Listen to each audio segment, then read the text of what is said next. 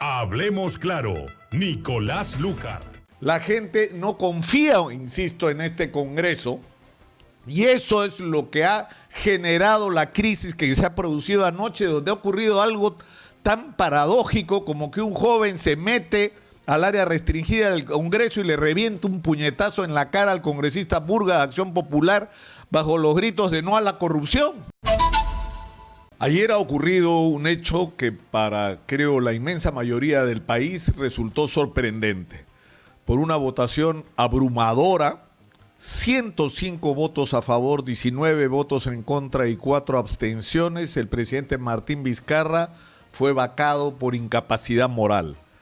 En una decisión que ha generado controversia, pero que está apegada a lo que dice la Constitución y el reglamento del Congreso. Es decir, el Congreso ha hecho algo que tenía derecho de hacer el día de ayer.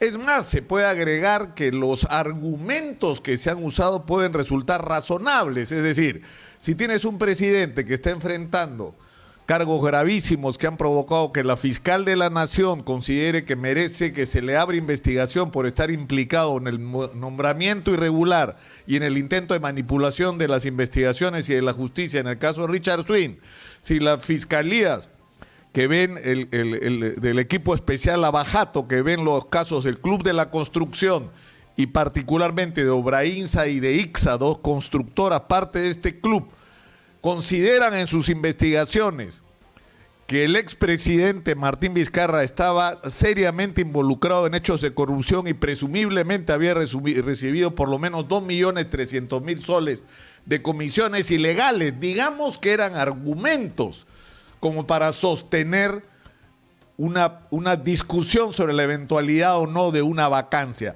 Los argumentos usados en contra de manera general, ni siquiera eran defender la inocencia del presidente o del expresidente Martín Vizcarra. Es decir, el debate no ha sido, ¿es inocente de los cargos o es culpable?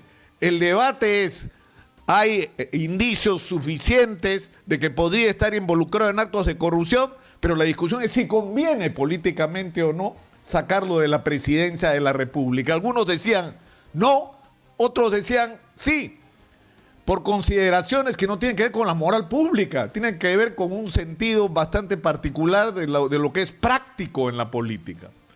Pero el problema más importante de todos es la imagen, la credibilidad y la confianza del país en el Congreso que ha tomado la decisión. La gente no le tiene fe al Congreso. La gente no confía, insisto, en este Congreso. Y eso es lo que ha generado la crisis que se ha producido anoche, donde ha ocurrido algo tan paradójico como que un joven se mete al área restringida del Congreso y le revienta un puñetazo en la cara al congresista Burga de Acción Popular bajo los gritos de no a la corrupción, cuando supuestamente el presidente Vizcarra acaba de ser vacado por supuestas vinculaciones con la corrupción. Es decir, que hay en un sector de la juventud, sobre todo, una visión de tremenda desconfianza hacia el Congreso. ¿Por qué? Porque hay en el Congreso casos pendientes de algunos de sus congresistas y porque muchos no entienden por qué se produjo de manera sorpresiva el cambio de algunas bancadas que horas antes decían que estaban en contra y a la hora de la votación le bajaron el dedo a Martín Vizcarra.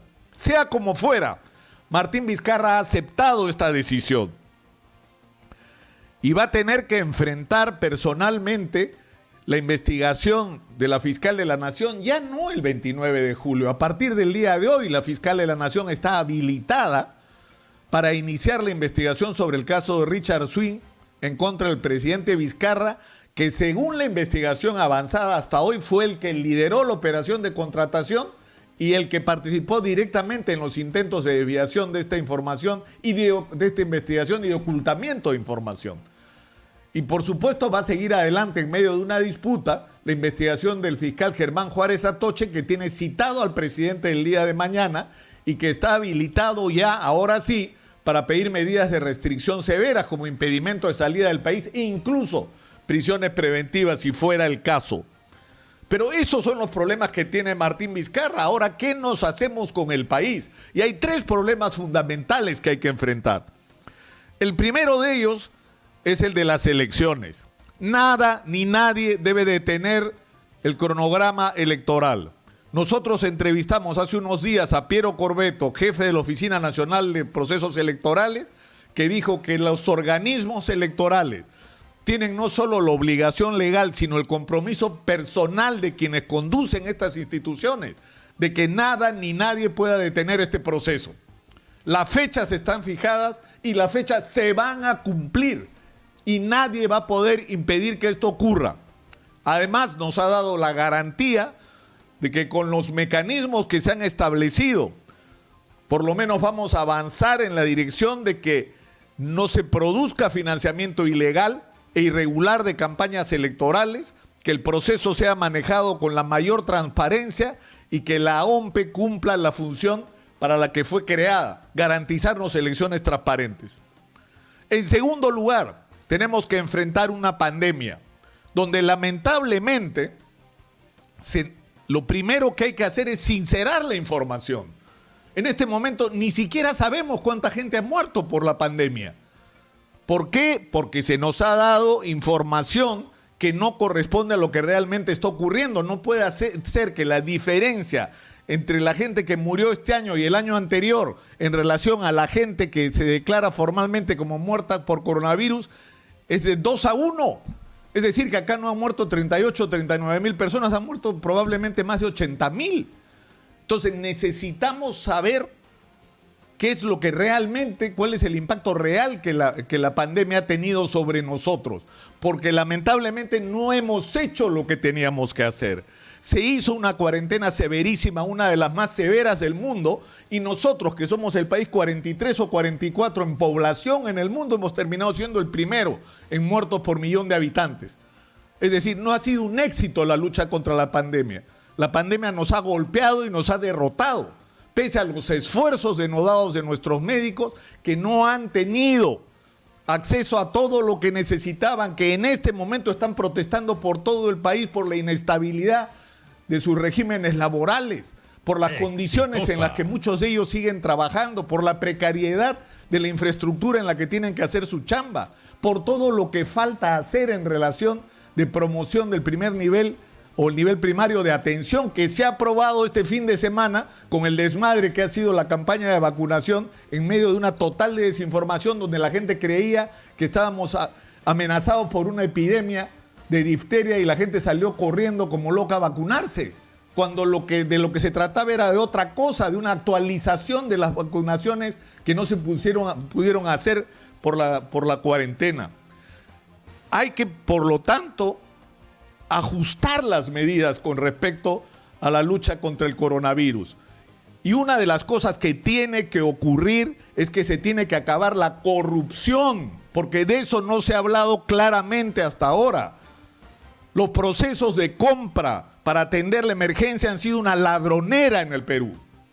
Es una vergüenza lo que ha pasado. Nos han robado por las mascarillas, nos han robado por el oxígeno, nos han robado por todo. Y la gente irresponsable de esto va a tener que pagar por ello, porque es un doble atentado, no solamente a la caja fiscal, sino a la salud y la vida de las personas. Pero es urgente que Manuel Merino, una de las primeras cosas que haga como presidente, es poner a alguien a cargo del Ministerio de Salud y la lucha contra la pandemia, que le dé la confianza a la población de lo que hay que hacer, comenzando por darnos la información verdadera y transparente de qué es lo que está pasando y en qué condiciones estamos. Hay felizmente buenas noticias. Pfizer, que es un laboratorio con el que tenemos un contrato ya suscrito, ha anunciado que su vacuna funciona y vamos a tener por lo menos 3 millones de dosis de esa vacuna en el mes de enero. Ojalá que sea así.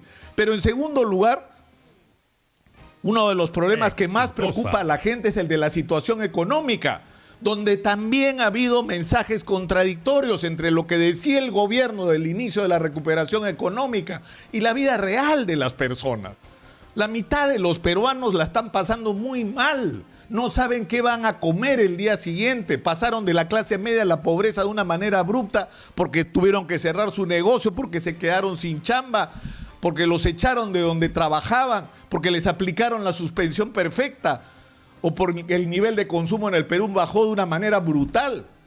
Tenemos millones de compatriotas pasándola muy mal y en ese contexto es que es importante que se le devuelva a la gente el dinero de la ONP, que se permita la recuperación del dinero de las AFP, que por Dios que le paguen a los del FONAVI, si el Tribunal Constitucional ya lo resolvió. Y eso es dinero que para la gente en este momento significa la diferencia entre comer o no comer. Comer o no comer. Esa es la situación. Y la discusión que tenemos que dar, lamentablemente, es tarde. Nuestro presupuesto de la República es la garantía, lo que se ha llevado a la discusión en el Congreso, de que las cosas van a seguir igual en el Perú, porque ni de lejos alcanzan para cubrir las necesidades urgentes en salud, educación y en prácticamente todos los niveles de la actividad nacional. Sin embargo, es absolutamente urgente que se tomen medidas dirigidas a estimular la actividad económica. Y se ha dicho claramente que uno de los mecanismos es el impulso de obras públicas, pero obras públicas donde el presupuesto no sea manejado como una rifa donde se le regala dinero a los municipios para que hagan pequeñas obras, pensando en las elecciones y pensando que esos alcaldes agradecidos van a votar por quien esté en Palacio de Gobierno. Lo que hay que hacer son obras que realmente se realicen, sobre las que hayan controles contra la corrupción y que generen realmente empleo y que finalmente resuelvan problemas. Necesitamos colegios, necesitamos centros de salud, necesitamos reservorios, necesitamos mejorar nuestra infraestructura, nuestra conectividad, necesitamos darle agua potable a ese 30% de peruanos que no tienen acceso a ella. Eso es lo que hay que hacer, no repartir dinero de una manera irresponsable, porque ya sabemos en qué termina eso. Pero finalmente, esto es un tema de confianza. Es un tema de confianza. Manuel Merino hoy, a partir de las 10 de la mañana, tiene que demostrarle al país que está en capacidad de conducir un proceso electoral, de manejar como líder una crisis tan grave como la del coronavirus y, en tercer lugar, la de encabezar el proceso de reactivación económica del país. La gran interrogante que nos hacemos todos los peruanos es: ¿está o no está Manuel Merino de Lama a la altura de las circunstancias? La respuesta la vamos a tener hoy. Hablemos claro, Nicolás Lúcar.